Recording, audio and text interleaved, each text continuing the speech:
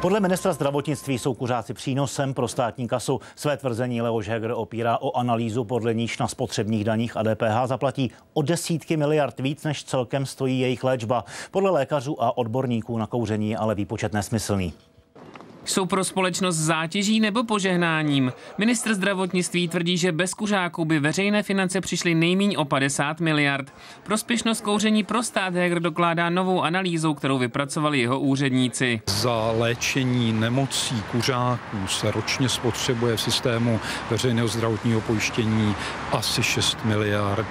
Přínos do státního rozpočtu z té daně za kuřivo je asi 60 miliard. Analýza vychází z toho, že na spotřebních daních za tabák vybere stát 44 miliard. Dalších zhruba 16 miliard zaplatí kuřáci na DPH. Na léčení rakoviny, infarktu a dalších nemocí přitom pojišťovny podle Hegera utratí jen desetinu sumy vybrané státem. Jenže lékaři a další odborníci na kouření tvrdí, že je to úplný nesmysl. Konkrétně pro Českou republiku jsou odhady mezi 80 a 100 miliardami ročně, které platíme za to, že na trhu máme tabák. Nejde jen o náklady na léčení, nemocní kuřáci neodvádí přímé daně ani pojištění. Jen na operace srdce a cév, které většinou podstupují kuřáci, dají pojišťovny kolem 3 miliard ročně. Mnohem větší náklady jsou ještě na kardiologické léčení, takže já jsem přesvědčen, že kdybychom tam přidali ještě jednu nulu, byli bychom mnohem blíže reálnému odhadu. Léčba rakoviny pak stojí kolem 20 miliard ročně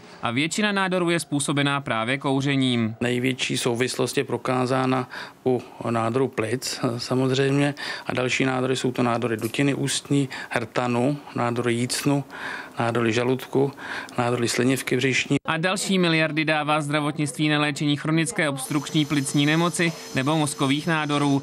S Hegerovou analýzou ale souhlasí ministr financí. Ta analýza potvrzuje to, co jsem si upřímně řečeno myslel vždycky, že pro veřejné rozpočty je to výnosné, nikoli ztrátové. To vůbec neznamená, že bych propagoval kouření. Lidé se sice na každé krabice cigaret dozvědí, že kouření vážně škodí zdraví. Navrhnout například zákaz kouření v restauracích se ale zatím ministr zdravotnictví nechystá. Petr Vašek, Česká televize.